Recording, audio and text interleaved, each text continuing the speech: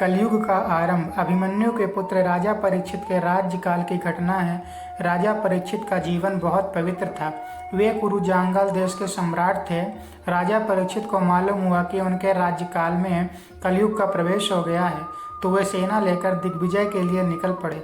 कल पुरुष की बहुत इच्छा थी कि मैं राजा परीक्षित के शरीर में प्रविष्ट हो जाऊं, क्योंकि जब राजा बिगड़ेगा तो प्रजा भी बिगड़ेगी। सौराष्ट्र में सरस्वती नदी के तट पर कलि पुरुष ने राजा परीक्षित का कपट से स्पर्श करने का विचार किया। उसने माया रची। राजा परीक्षित ने एक स्थान पर आश्चर्यजनक दृश्य देखा कि धर्म रूपी बैल के 3 पैर किसी ने काट दिए हैं और बैल एक पैर पर खड़ा है। उसके पास में उसे एक अत्यंत मरियल सी गाय रूपी पृथ्वी मिली। उसके नेत्रों से आंसू झर रहे थे। बैल धर्म का स्वरूप है। सतयुग में धर्म के 4 अंग सत्य, तप, पवित्रता और दया है। सतयुग में चारों तरफ धर्म का बोलबाला था। त्रेता युग में धर्म का पहला पैर, द्वापर में दूसरा और कलयुग में तीसरा पैर भी कट गया, अर्थात सत्य, तप और पवित्रता रूपी धर्म के 3 पैर कट चुके हैं। अब केवल दान दया रूपी एक पैर पर ही धर्म टिका है। उसी के बल पर कलयुग में मनुष्य जी रहे हैं। धर्म ने पृथ्वी से पूछा, तुम दुखी और श्रीहीन क्यों हो न हो तुम्हें भगवान श्री कृष्ण की याद आ रही होगी, क्योंकि उन्होंने तुम्हारा भार उतारने के लिए ही अवतार लिया था। अब उनके लीला संवरण स्वधाम गमन कर लेने पर तुम दुखी हो रही हो। पृथ्वी बोली, भगवान श्री कृष्ण ने इस समय इस लोक से अपनी लीला का संवरण कर लिया है। उनकी छत्र छाया में, उनके चरणों में विभूषित होने पर मुझे बहुत वैभव व सौभाग्य प्राप्त हुआ था। अब वह मुझ अभागनी को छोड़कर चले गए हैं और यह संसार पापमय कलयुग की कुदृष्टि का शिकार हो गया है। यही देखकर मुझे बड़ा दुख हो रहा है। धर्म और पृथ्वी की बात सुनकर राजा परीक्षित को बड़ा आश्चर्य हुआ। उन्होंने धर्म रूपी बैल से पूछा, तुम्हारे 3 पैर किसने काट डाले हैं?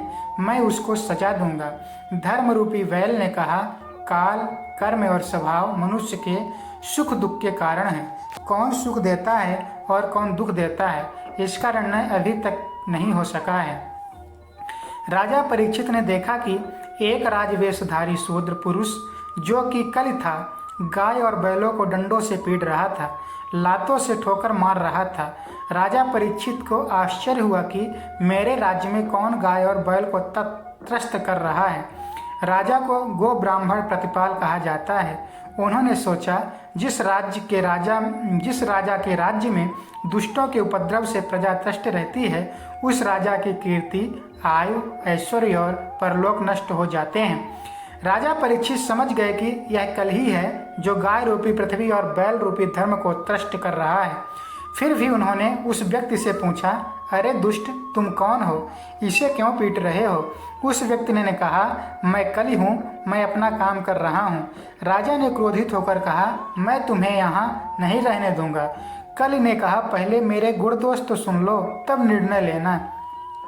मेरे युग में धन संपत्ति के लिए भाई भाई लड़ेंगे। स्त्री पुरुष मर्यादा का उल्लंघन करने वाले होंगे। हिंसा का प्राधान्य रहेगा।